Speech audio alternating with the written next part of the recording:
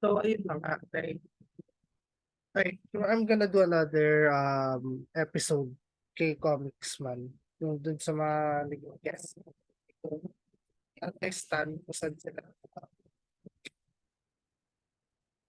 kung saan sila nanggagaling dun sa views nila actually. Okay. Uh, check. Check. Hello. Check. Tetest ko lang ulit yun. So, ayun. Um, let's see. Babalikan ko actually yung sa Pinoy Conservatism. Kasi hindi ko pa talaga natapos yun. Ang gulo ng pinag-uusapan nila actually na natakot na parang naiinis ako. Naiinis ako actually. Ang gulo-gulo ng pinag-uusapan nyo.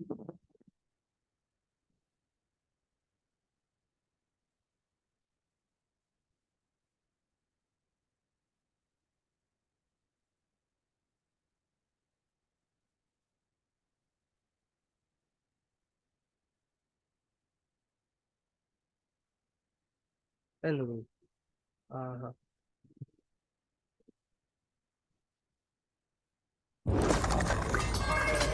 Greetings, agents. I am Maxbot, your host.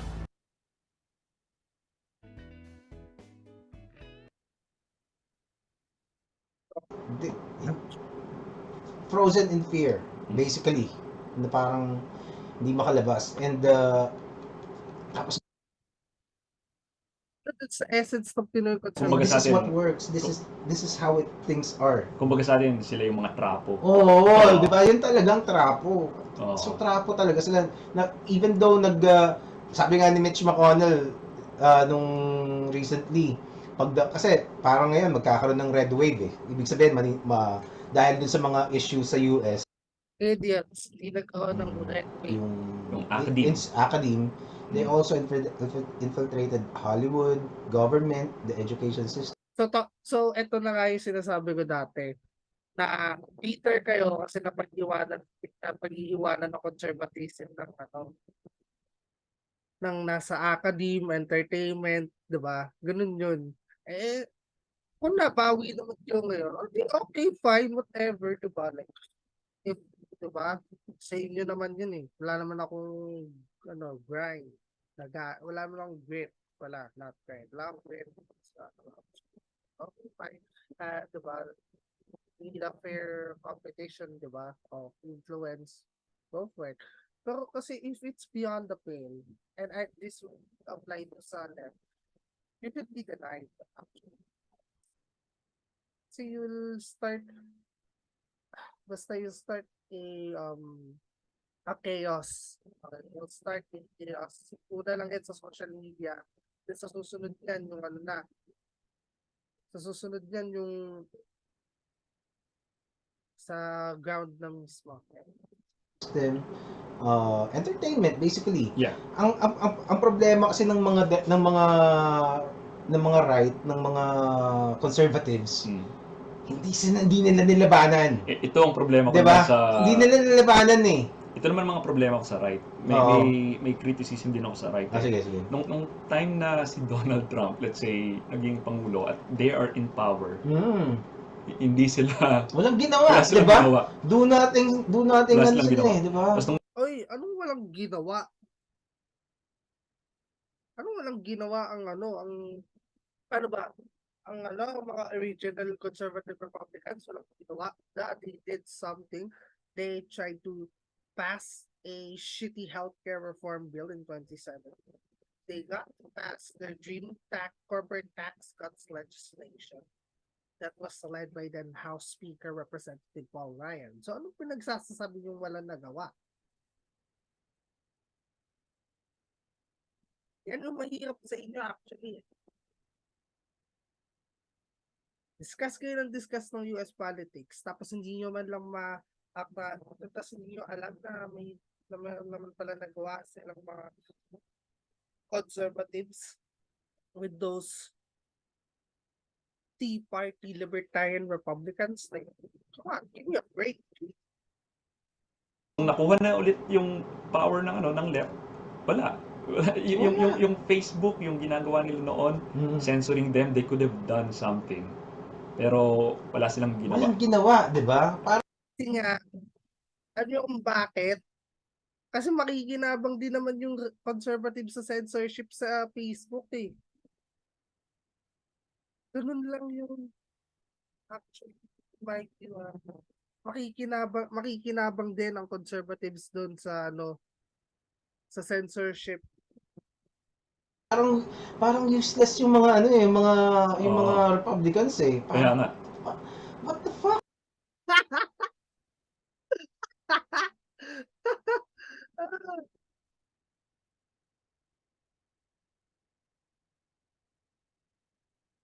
Yeah, this is cringe actually.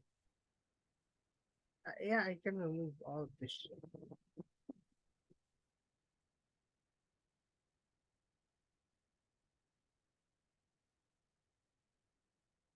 Yeah, I can remove all this. Ano pala? Cringe.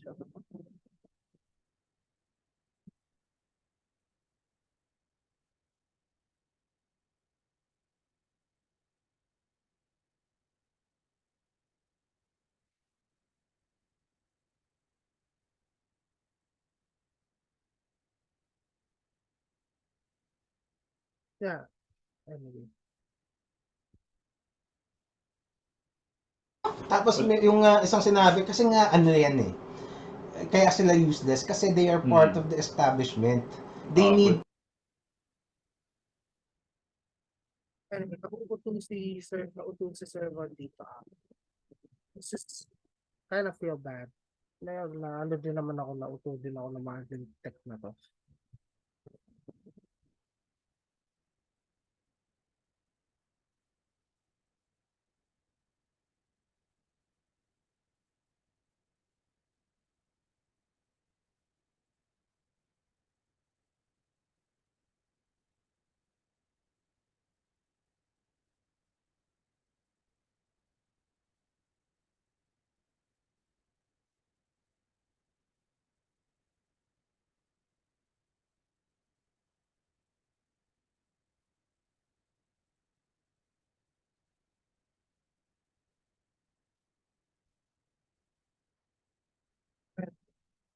What a read bunch of this.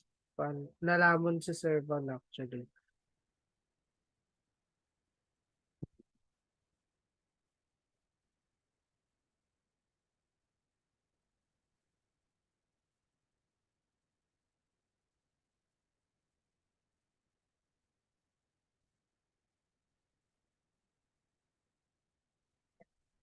to maintain Good point. the status quo.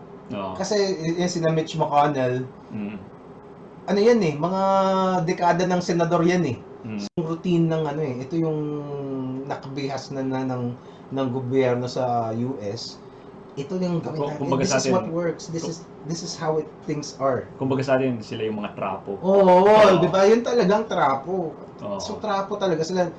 Even though sabi nga ni Mitch McConnell nung recently, kasi parang ngayon magkakaroon ng red wave eh. Ibig sabihin, dahil And look what happened.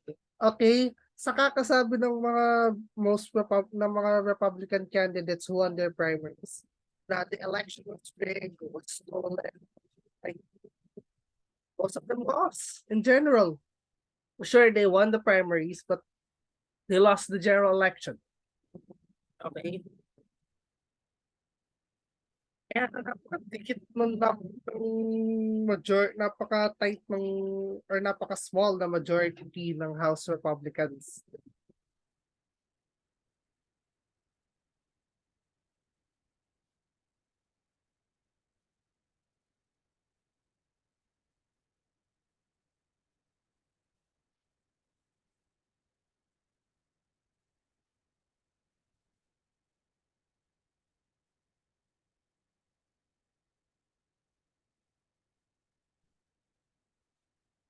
dun sa mga issues sa US, malamang manalo yung yung mga Mga Republicans. nangyari siya recently sa Virginia. Sa diba? Virginia. Tsaka Yun. Right. Sure, nanalo yung Republicans in the House, but that's not that was not overwhelming if you had watched if you bothered to watch the midterms. Right?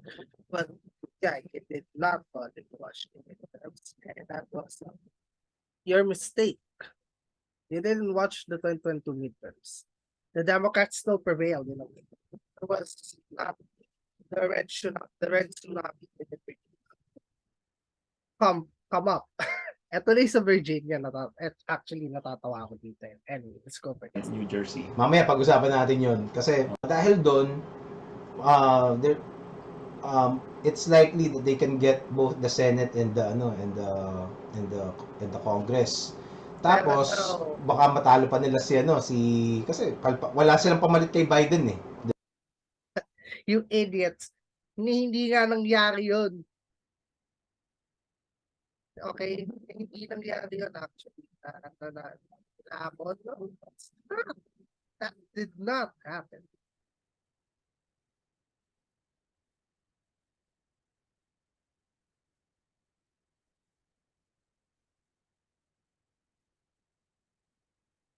Masyadong mabait si Sir Von dun sa comments. I feel bad.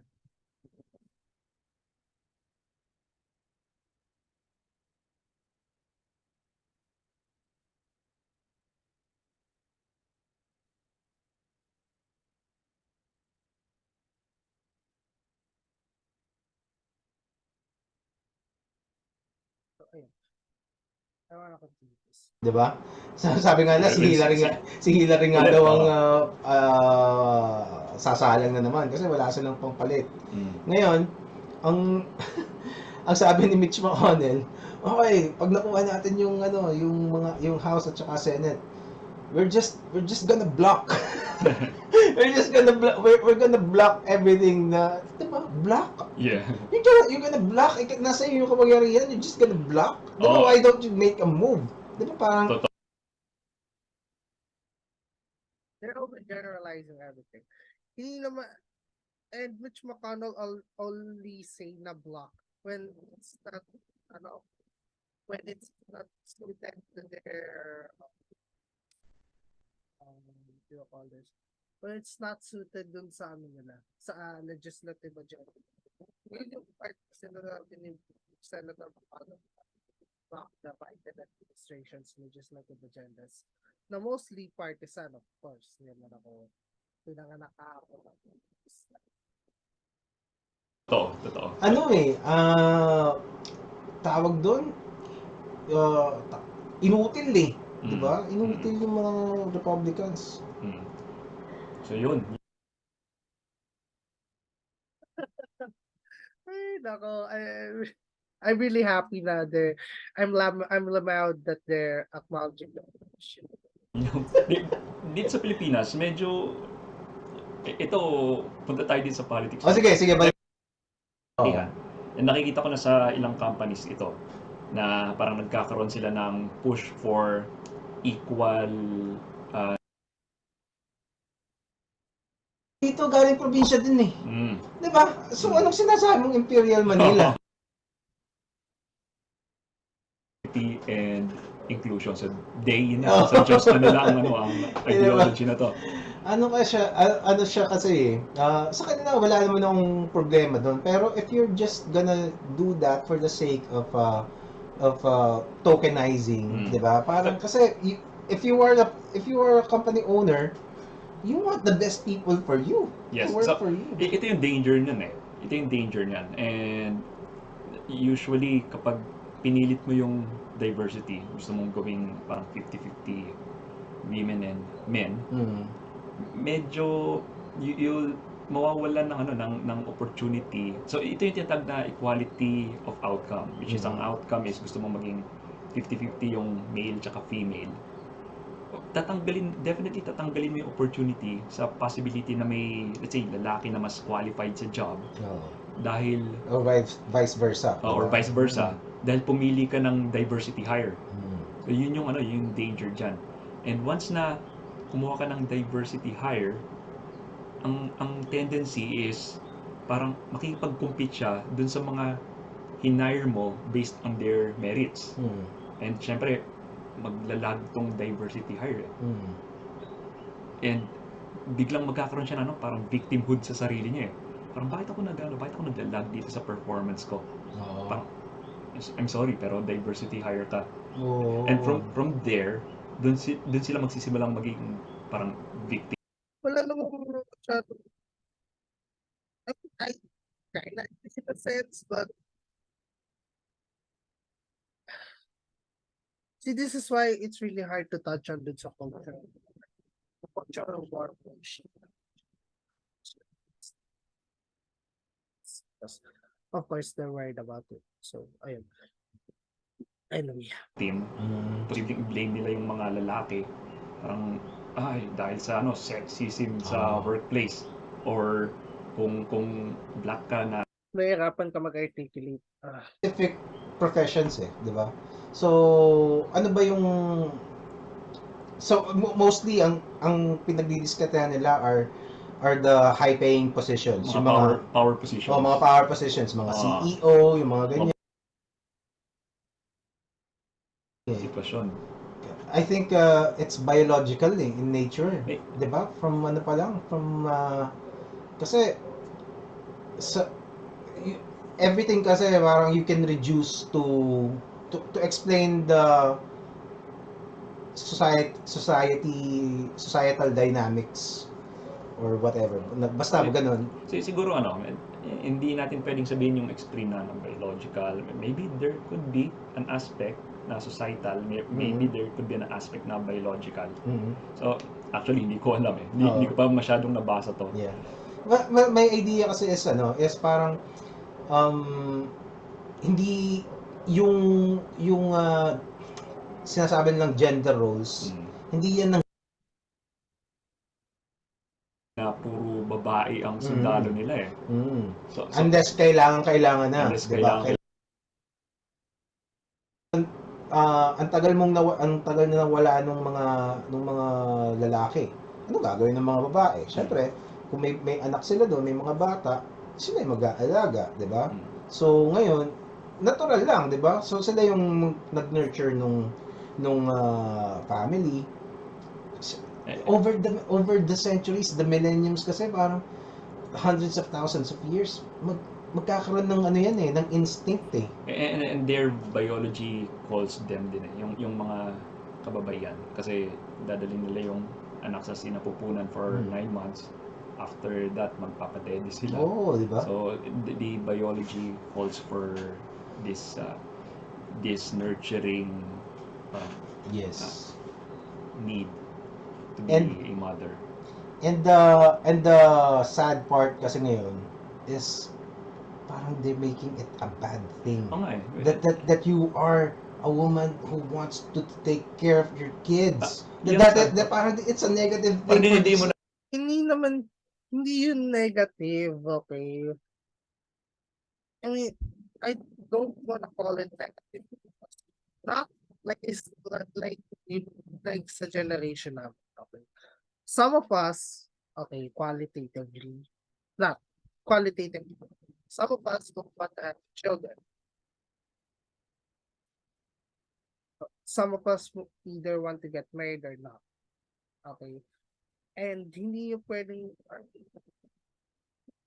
okay, you can call it terrible thing.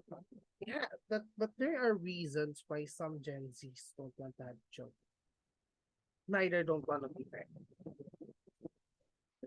Hindi sure. Not sure.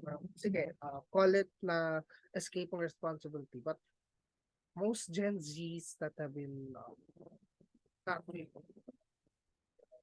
enjoyed this type of fun of being child. Well, hindi nila ma-release yung inner child nila. Of course, that's sad for them. Of course, that's gonna be sad for me. Like, whenever I feel like them. And that applies also to the Gen Z women, okay? So, if they don't wanna raise, if they don't wanna have their own children, don't force them. Okay? Don't force them to have their own children. Ayun na naman yun, actually.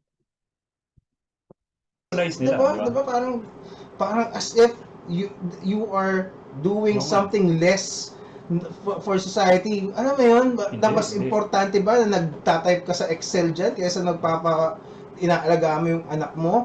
Which is more noble, di ba? For some, parang you are That is so that's so stupid, okay? That is so stupid. Choice ng mga other women for for their own wealth. Okay, for their own wealth goals. Why they ka magkaanak that don't encourage them, that don't guilt trip them to this? So halimbawa, if ikaw yung nasa situation ng woman na yun, who- and then, would you take that guilt trip advice? I'd probably believe that you won't take that guilt advice. That guilt advice. Cannot. Most of us will never take those guilt advice. I will not really guarantee, but I believe na we don't. Na we're not going to take those. It's our own lives, okay? At saka hindi ko minamasama yung motherhood. No, I'm not. All I'm just saying na most Gen Zs will have children because na it will be so good waste of their time. Sure, it's evil sabihin, pero we live our own lives, di ba? I thought you as a libertarian, Jerald Dorado would understand that. But no, I guess you don't understand it. So much for being a so-called advocate of the liberty. You're what? You're not a libertarian, okay? You're not. Neither is both of you are not. Right? They're typical right wingers. Na nahawa nila Matt Walsh, Jordan Peterson, and kung sino-sino pang dyan. Nahawa nila kayo. Okay.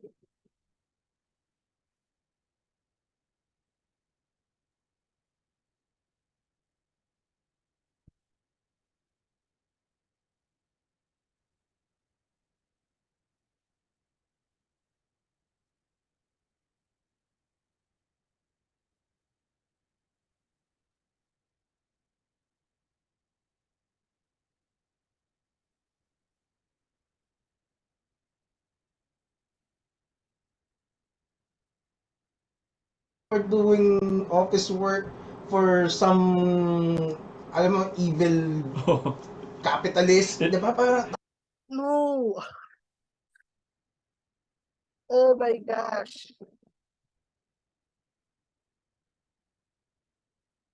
Fucking hell! That's a grade A dog whistle bullshit. Oh, ayun.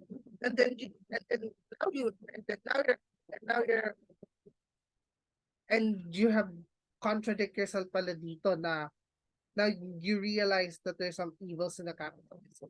And you just said earlier, you just did that. Yeah, capitalism. Ano ba talaga? Tapatin nyo ako, ano ba talaga? Masama ba or okay lang? Hindi, mali choice na yun actually. Yun nga eh, these guys make me confused to what they fucking articulated. Seriously. And, oh my goodness.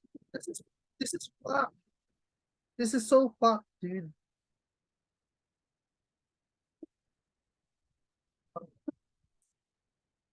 Ako, it's like so disappointed. Like, you said capitalism is okay, but then you're making it or you're demonizing it in front of the woman who just wants to work for her own sake. Okay? Oh my goodness.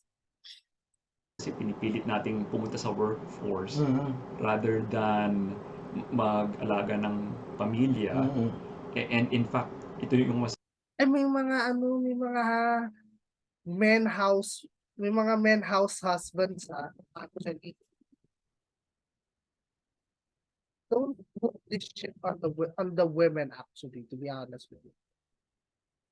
Okay? Women, why not?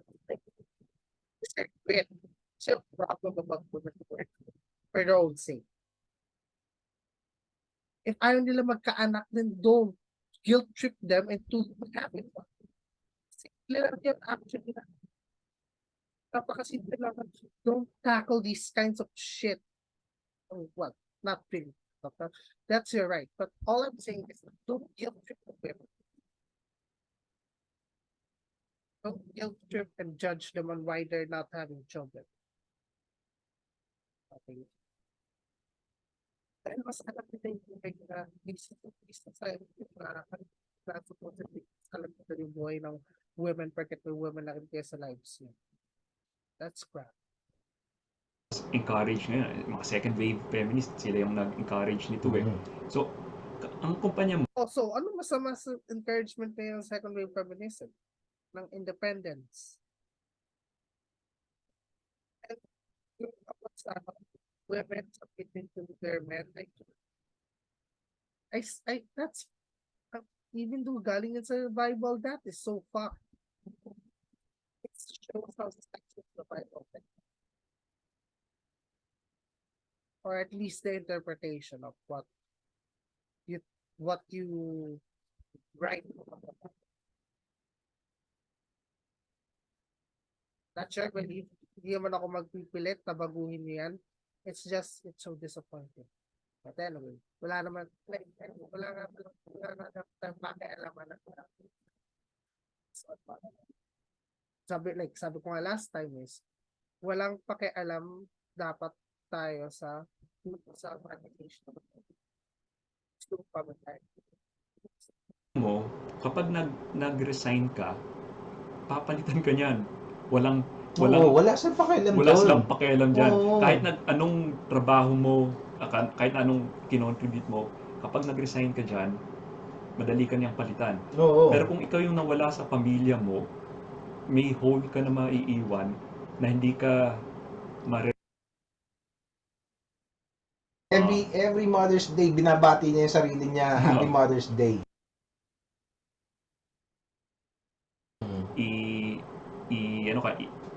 Pasalihin ka sa women's sports or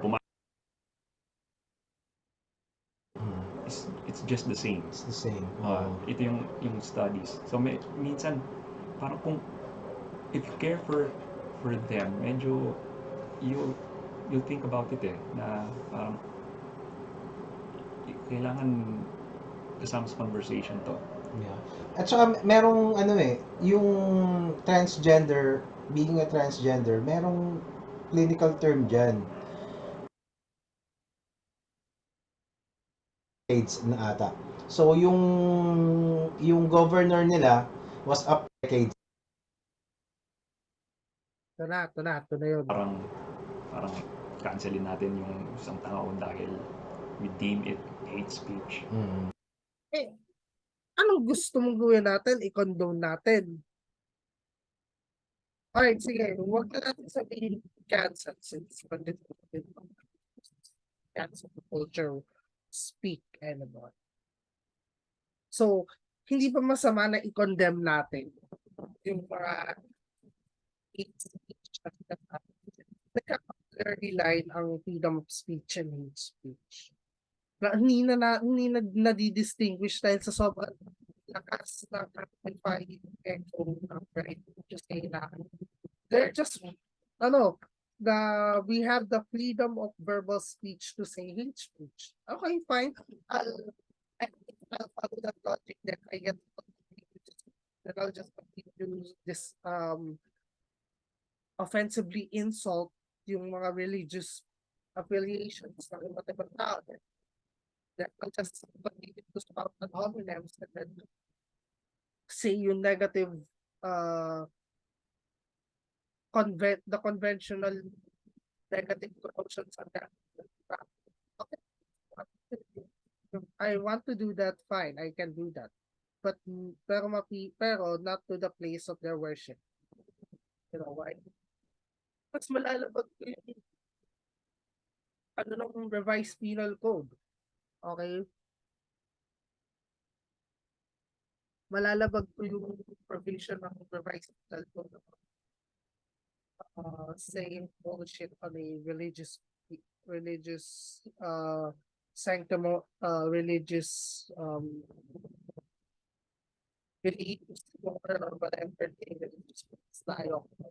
And so, ayun yun. Siguro dito yung point na pwedeng magkaroon ng conversation. Ang kwento ko lang yung yung sinabi ko kanina yung sa Virginia. Loudoun County. Loudoun County. Teka, this is ganito ang big story was yung governor ng Virginia had been a Democrat. It was a blue state. Blue state kasi ibig sabihin nun, Democrat stronghold yun. Pag red state, Republican strong state for quite some time. For decades na ata. So yung governor nila was up for re-election. No, mali. Ito tayo. Mali. Na-distinguish. Mali yung distinguishing mo kay Ralph Northam at kay Terry McAuliffe. Okay, papaliwanag ko na ulit dito ha. So, yeah, Terry McAuliffe supposedly is, well, no, he's not up for re-election, but he's going to be Virginia governor again. Ralph Northam is term limited. He's gonna serve 4 years and 1 term, and that's it. And then, if he wants to be governor again, kailangan niyang antayin yung time of 2021 to 2025 na mag-pass. Okay, kung halimbawa na talagang yung pass, paano bang Tagalog ng pass na yung pass yung year 2025. Then in 2025 from 2029, dun ulit siya pwedeng kumandidato for governor. Alright, yun. Actually, matagal ko nang gusto sa inyo. Hindi ko lang agad nasabi dyan sa live. Dahil lalito din ako. Una. So, let's go. And nung magsisimula yung election nila, parang gulpin niya yung kalaban. Parang angat na angat siya sa polls.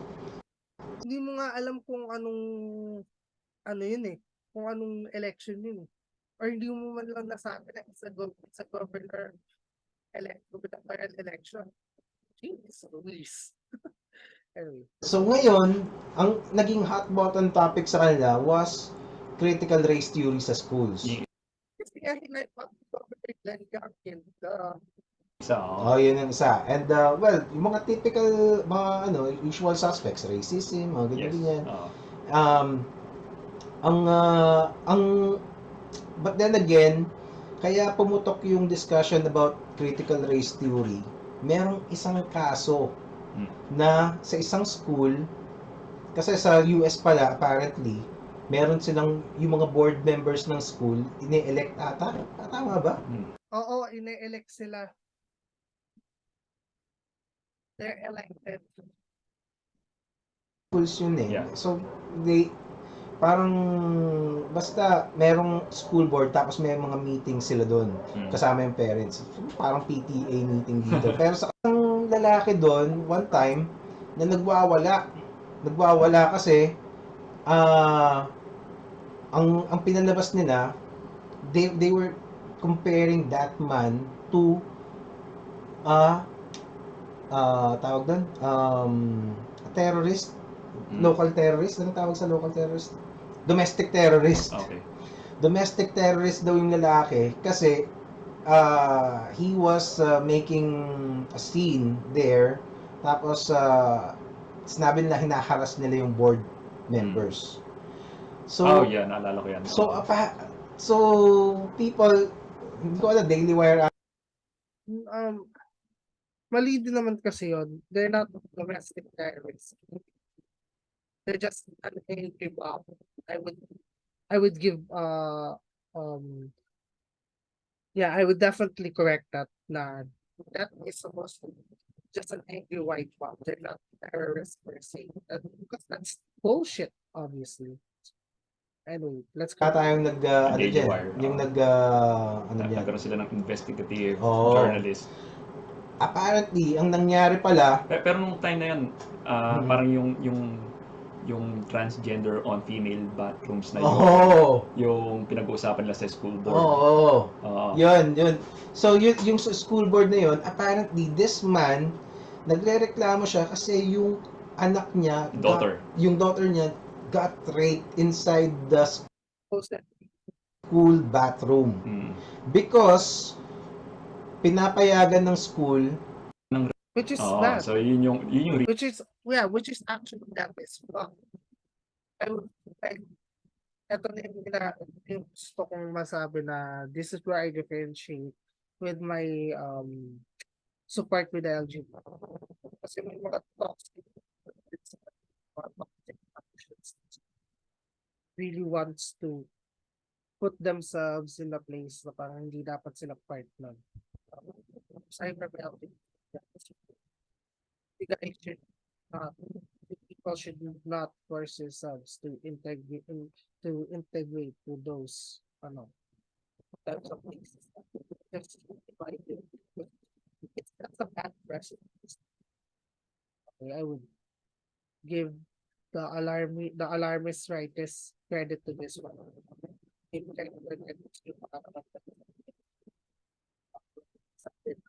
Bias ka. EJ. Okay, fine. Diba? You,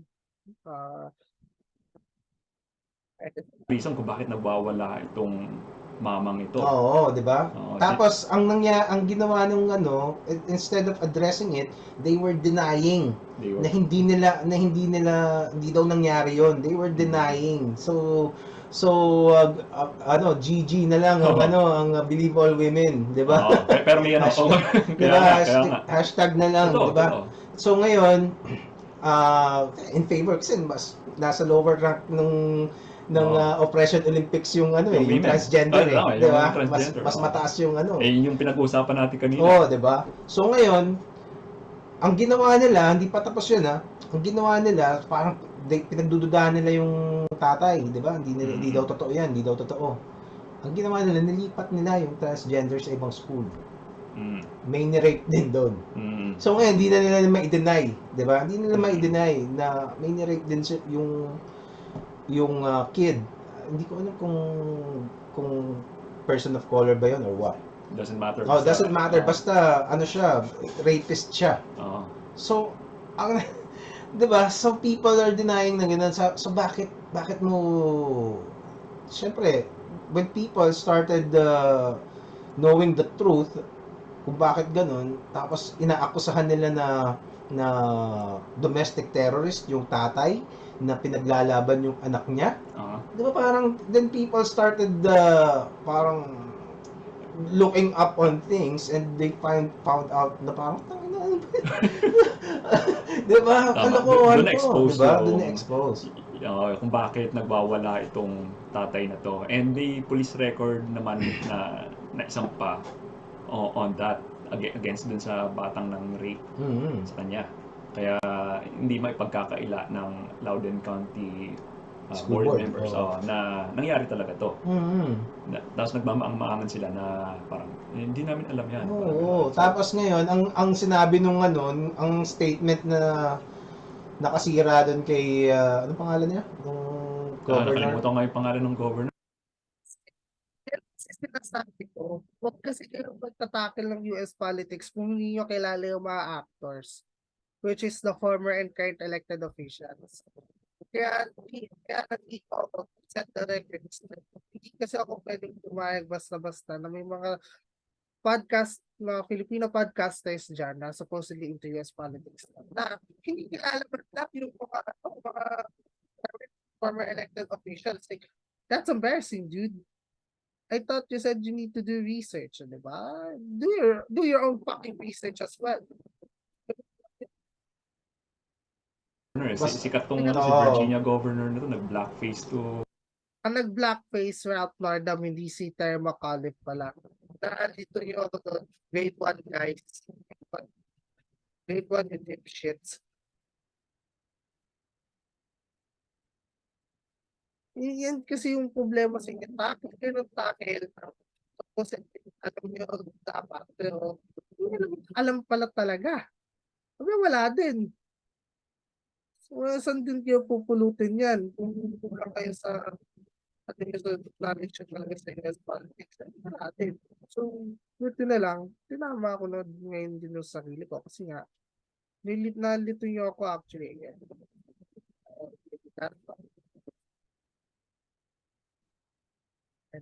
Noon Oo. So, this governor, sabi niya, ang mga parents daw, hindi dapat makialam sa sa school.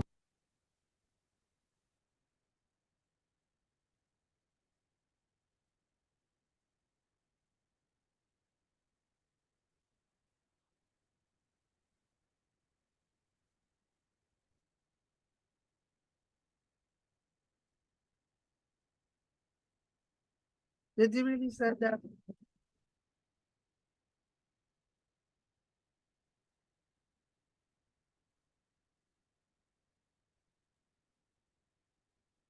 Yan, actually, tama ako doon. Sterma College pa nagsabi. Ano, I'm not going to let, quote, I'm not going to let the parents come into schools and actually take books and make books out and make their own decisions. I don't think parents should be telling schools what they should teach. Okay, yeah, that's fucked up, honestly. Pero kasi ang mostly nag-ano neto is almost nagsasabi ng news na to is yung mga conservative medias. Ayun.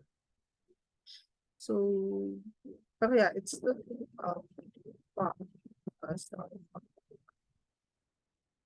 evidence said this. Yeah, let's see. Kasi gusto kong ayan. Para maano natin, or natin, horses out. Okay? And he did said this, and I'm disappointed. Let's go. Such sexually explicit material in the library. I decided to check the titles at my child's school. Both of these books include pedophilia, graphically describes engaging in fellatio with male minors. You vetoed the bill that would have informed parents that they were there. Yeah, I stopped the bill that I don't think parents should be telling schools what they should teach. I don't think parents should be telling schools what they should teach. Yun ang pumatay sa American governorship. Apart his previous governorship administration in Virginia. First term, yeah. That's what killed him. Well, of course, his political career. That what was killed, his political career. And yung kay Ralph Northam naman, that's a different incident. He did blackface. Okay, let's see this.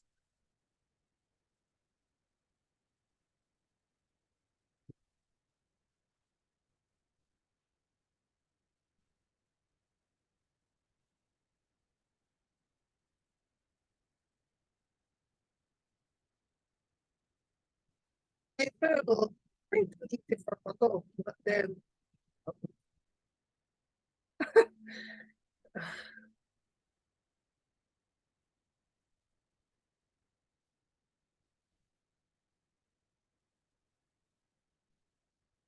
well, he did confess.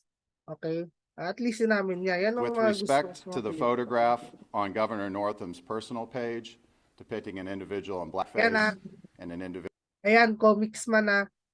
Dapat inalam mo muna to kung sino yung taong nag-blackface, hindi si Terry McAuliffe. Si Terry McAuliffe yung nagsabi nung code na sinabi mo na parents don't have the right to see what their children is learning. Yeah, tama ka doon. Hindi mo lang alam talaga kung sino yung tao.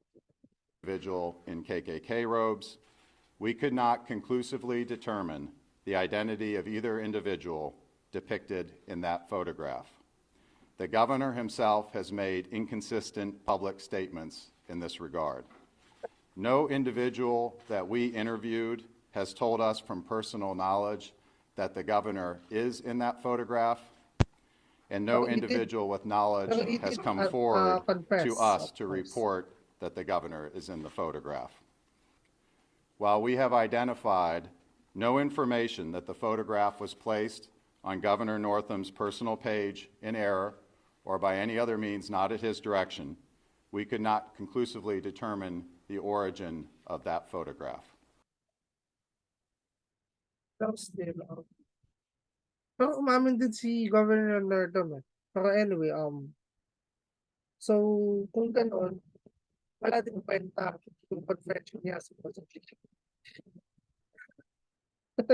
It is the Fed's job to bring inflation down to our 2% tama goal. na to, Jesus. So, there's proof, he did that blackface, si Governor Northam. So, yeah. Wala na, fucked up na. About sa academics. O di ba dapat ano yun? Tama. Diba? Eh, di nagwala ngayon yung mga ano. Oo. Talo siya. Talo Diba? Natalo siya. Ang Buma- Oh, natalo nga si Macaulay. Hindi niya naman kilala kung sino siya. O hindi mo mabanggit. Yan tayo eh. Lagi pa siya nung election eh. Parang kumampi pa siya, nag-release siya ng mga ads na kumampi siya nung election eh. Talo siya. Talo Diba? For re-election. O, ayan. Nilinaw ko na. Nilinaw ko ulit. This time with my own review.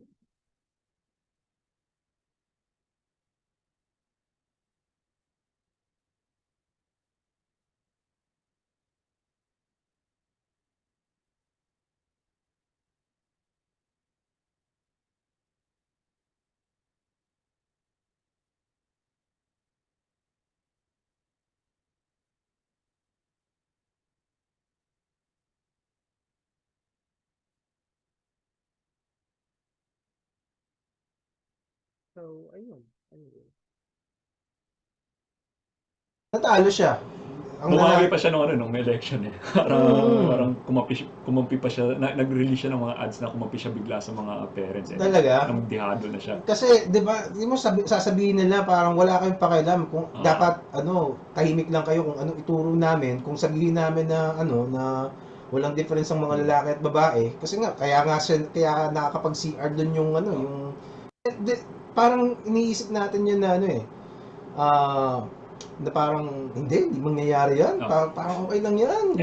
Sino gagawa nun? Eto, yun siya. And yun ang panawagan ko sa mga parents dito sa Pilipinas. Kasi at some point medyo nag-creep in yung gender ideology dito sa speak out please. Yun yung nakita ko ng gender ideology grade 10 module ng DepEd. May sinare ka yata din eh, di ba? May sinare ko dun eh.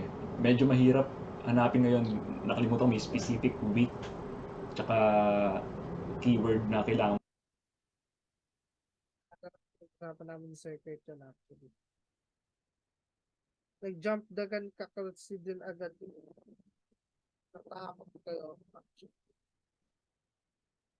Kaya, about sa gender, social, gender and society na meron kami yan sa policy.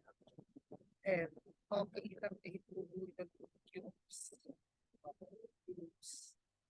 na senior high strand. Pati sa policy, okay. Okay, yun. Credit to that. Yun na lang.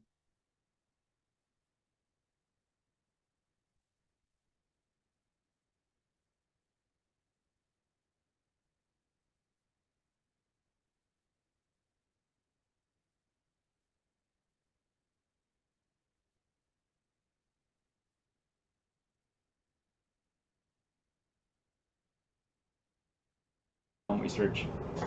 Medyo nag-creep in na ito. Hindi natin naiintindihan yon. Most Filipinos don't know what it is. Totoo. Yun yung problema. I would compare it to religion. Na parang hindi lahat ng Kristiyano alam kung ano yung creep in. Na parang hindi mangyayari yan. Parang okay lang yan. Kapag CR doon yung mga tahimik lang kayo kung anong ituro namin, kung sabihin namin na na walang difference ang mga lalaki at babae. Kasi nga, kaya nga kung sabihin siya nung election eh. Parang kumampi siya.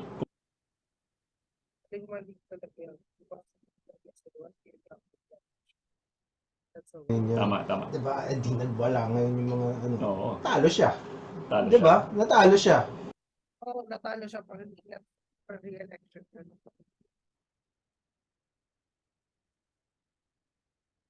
Definitive book na kailangan mong basahin. When Harry Became Sally. Binan siya much about COVID. So, okay. Yung mga kinancel ko lahat ng ng mga episodes kasi like ganito, like right now, gusto ko talaga kaharap ko yung kausap ko eh, yung guest ko. Nandito, di ba? I have nothing against dun sa mga nag-zoom, di ba? Pero ang preferred ko talaga yung kaharap ko talaga yung Yes. kasi yun yung format na that I enjoyed consuming. Kasi yung kay Joe Rogan, yun yung nakita ko, mas maganda pag kausap niya, di ba? In fact, kung hindi nagkaroon ng pandemic, tingin ko ito yung most format ng mga podcast. Tingin ko. Di ba? So, nung ginawa ko yun, nung nagka-pandemic, parang syempre, I had to adapt. Ayoko namang tumigil basta-basta. Tapos ginawa ko yung Zoom. Ang isang pro sa Zoom, during that time, biglang walang hindi busy yung mga sinaloy. Madaling umuo. Madaling umuo, di ba? Parang, okay, sige. Sige lang ng sige, di ba? Same din sa akin eh. Kasi na-guest ko rin sina Mo Twister, sina Ay, ikaw naman, ganun lang din naman sa'yo eh.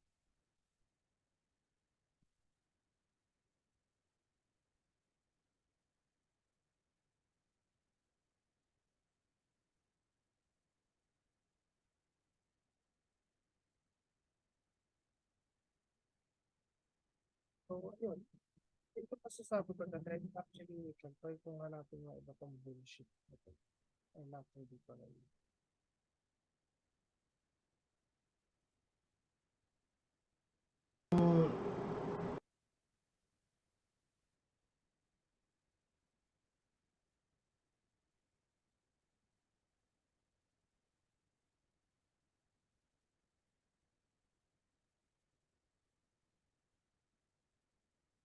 Nung nag-2021 na, biglang nag-lift up yung parang nag-GECQ na eh. NECQ na.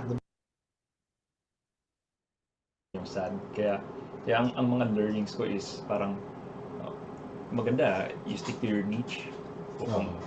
Pero hindi ko pinagsisisihan yung yung naging guest ko, yung mga celebs na nag-guest ko kasi maganda siyang Stick to your niche. Ngayon, sabi niyo, next episode, ayaw nyo mag-echo chamber. And then ngayon, pero sa unang episode pa pala with Comics Man, you just said na okay lang mag-stick sa niche. Patay tayo. Patay tayo yan.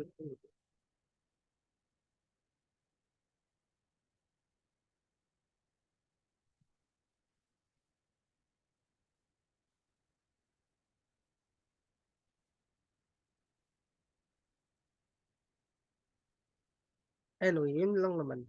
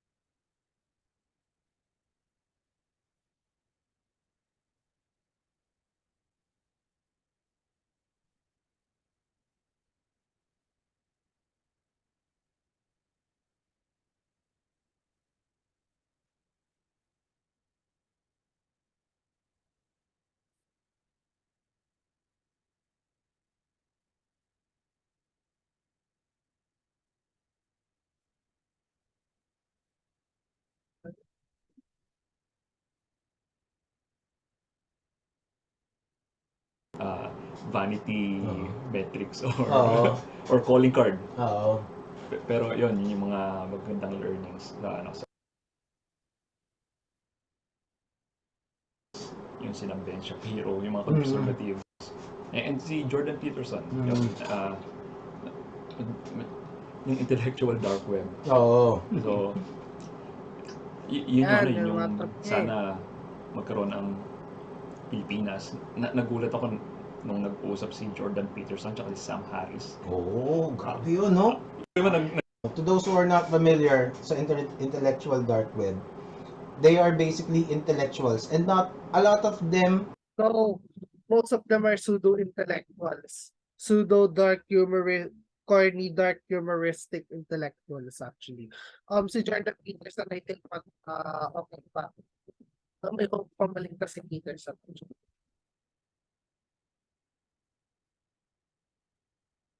Anyway, wala naman ako masabi. Hindi lang gusto ko matakil about serious politics na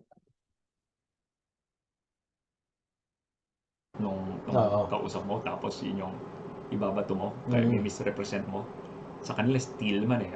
Parang, okay Jordan, ano ang best explanation mo dun sa argument ni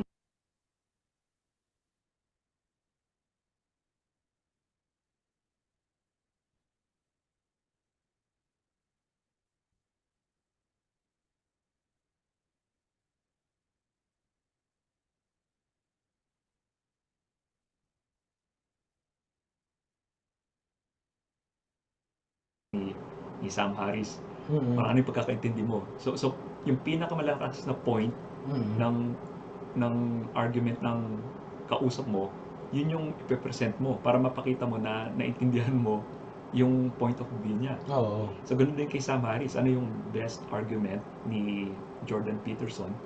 So napahanga ako dun eh. Parang yun yung kulang sa atin eh. And usually kapag may kausap ako na nag-disagree ako, minsan ang unang tinatanong ko is parang ano ang best counter argument diyan sa position mo na encounter mo na, and why does it fail? Usually parang hindi nila masagot eh dahil hindi natin ugali na basahin yung counter arguments mga ng mga nag-oppose sa view natin. Ang typical response is to dismiss it eh. Dismiss na parang flat earther ka, anti-vaxxer ka, ganito, DDS ka, dilawan ka. Hindi ko sinasabi na na hindi ako guilty sa mga yon. Possibly baka mamaya guilty din ako. Ang worst fear ko is baka mamaya may confirmation bias na pala ako sa mga binabasa ko. Lagi, totoo naman yun, meron po confirmation bias. Lalo, pagdating pa nga lang sa abortion, you all don't want an abortion for medical reasons for women and her unborn child na nanganganib. Confirmation bias na yun, actually. Confirmation bias ka na hindi kami papayag kahit medically, ano pa yan, needed ng women, hindi pwede, like, life begins at birth, di ba? Okay, paano pag natinoon yung bata o yung nanay or magiging nanay nun? Wala din. So, may confirmation bias ka talaga sa searching.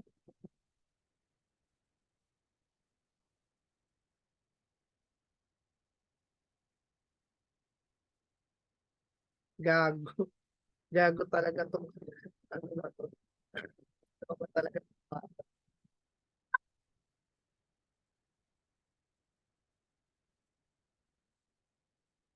Ay, nako.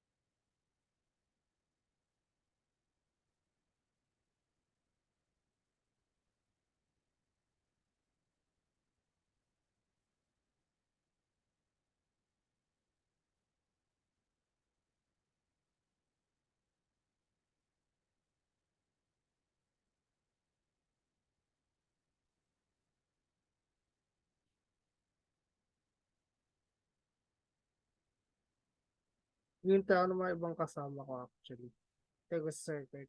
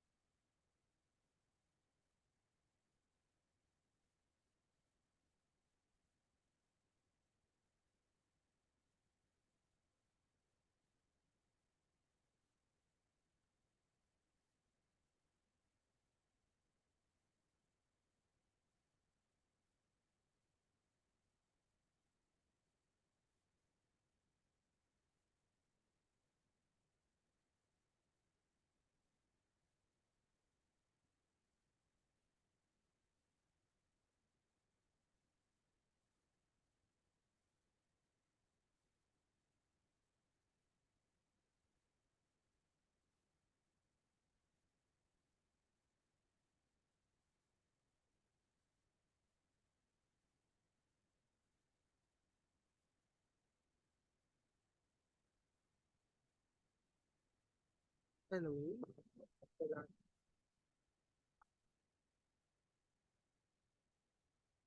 So,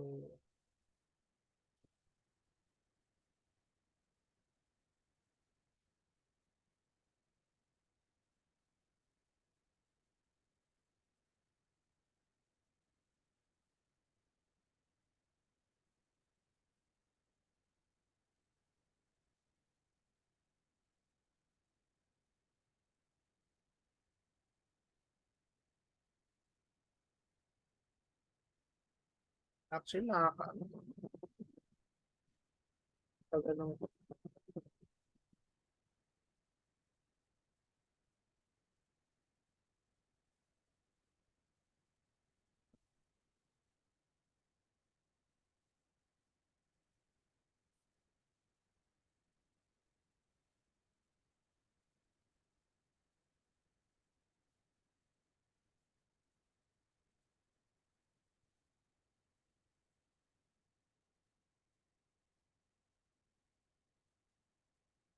hindi pa talaga in play ang Mr. Decide.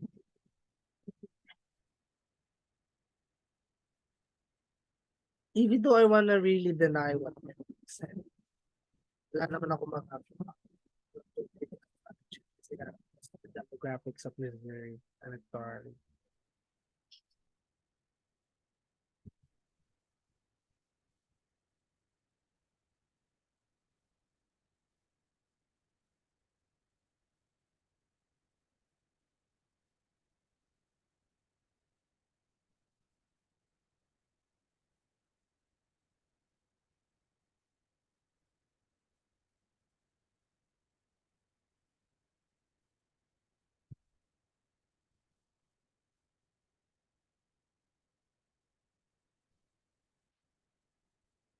I'm still supporting Kuntz nonetheless. Okay.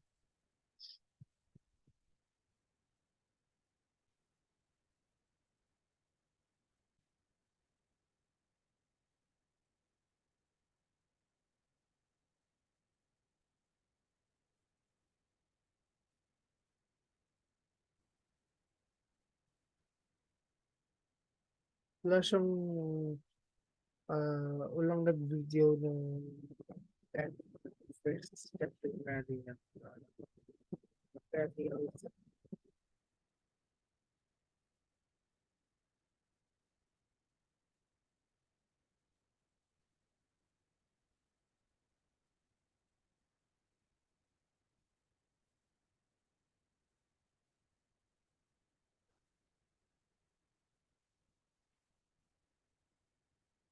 So yeah, so that is firing up of the St. Louis St. Louis voters. But winning is capturing St. Louis and independence of Kansas isn't enough for him. He needs to level himself up with what Jason Kennedy, the former state secretary Kennedy, did.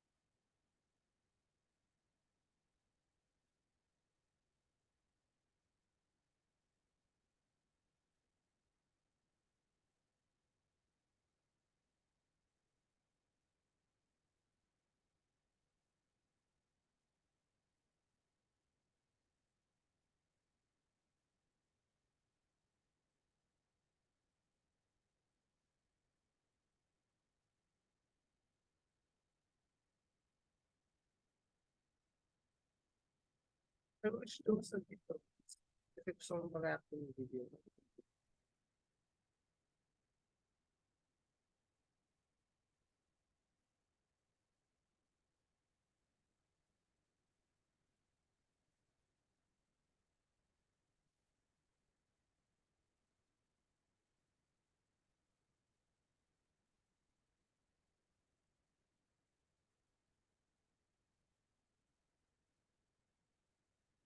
So, kasi ang hirap din na wala akong kasama, actually.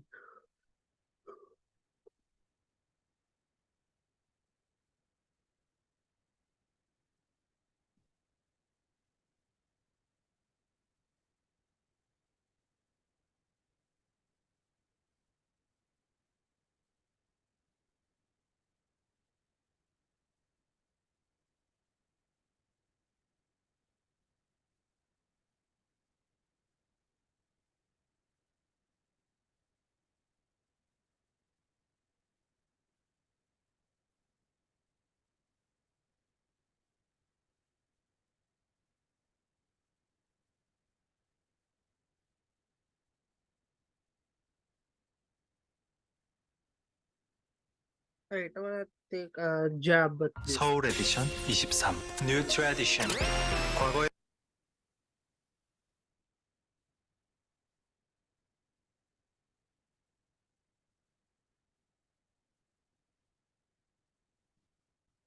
패션은 다시 태어났고 전통시장 Have you ever been told to turn the other cheek? It's a phrase we've all heard before and have been encouraged to follow at least once in our lives, to choose peace and forgiveness over violence and revenge. It's one of the most famous of Jesus' teachings from the Sermon on the Mount. But one former evangelical church leader says he's had a rather disturbing response recently to the turn the other cheek line from several pastors when they quote that phrase in their sermons. Apparently, worshippers are coming up to the pastors afterwards and asking, where did you get those liberal talking points? And when the pastors tell them that they're literally quoting Jesus, the response from their congregants is, that doesn't work anymore. That's weak. And that's according to Russell Moore, a former senior official at the Southern Baptist Convention, in his new book, Losing Our Religion, An Altar Call for Evangelical America. He writes, we have arrived at the point at which for many people who name the name of Jesus Christ, Christ-likeness is compromise. How did this happen? It's an excellent and important question. Moore has been an outspoken critic of Donald J. Trump since he first declared for the presidency in 2015, breaking from many other evangelical leaders to not only openly call out Trump's egregious behavior, but to criticize those of his congregants who pledged their undying support to a deeply un-Christian figure. In one op-ed in 2015, Moore wrote, I don't even know why it still happens. Why these fucking conservatives, fucking religious conservatives supported Trump. All I can say is because Democrats are evil, pro-abortionists. Yun yung the factor why they um they supported Trump because he pro and which did during his post-presidency. And I wasn't really, well, I was not happy about it, but when the voting referendum about the abortion rights been done, I thought to myself that the overturning of Roe is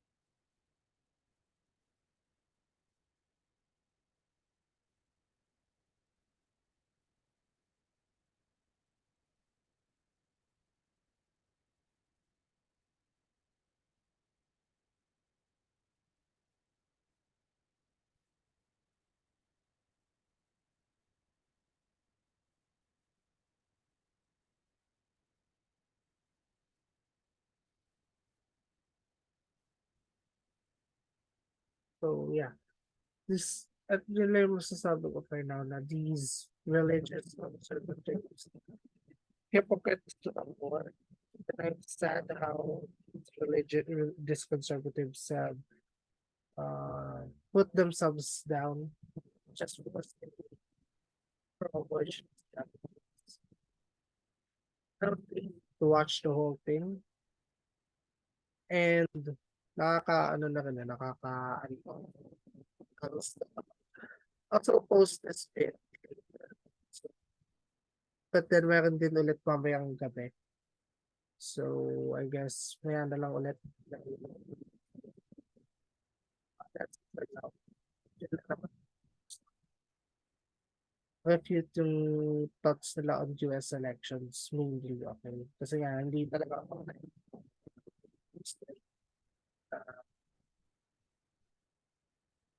well, medyo nagmamakunong lang din naman ako sa US politics. Pang may alam naman ako, okay? Pero yung iba kasi dyan, talaga nila.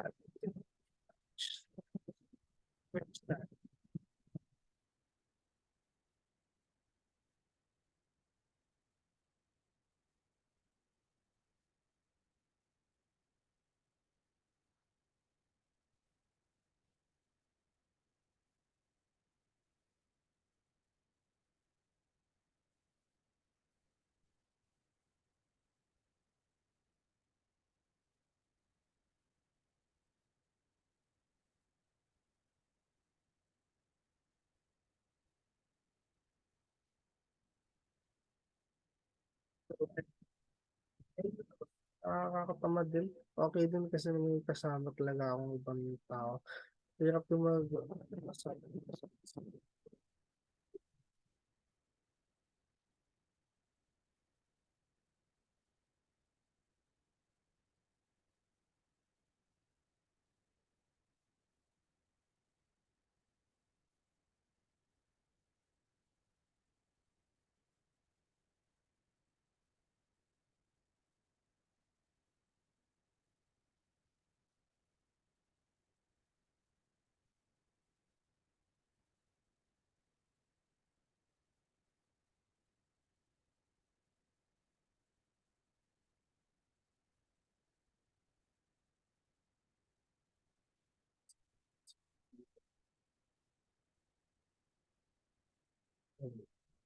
that's okay.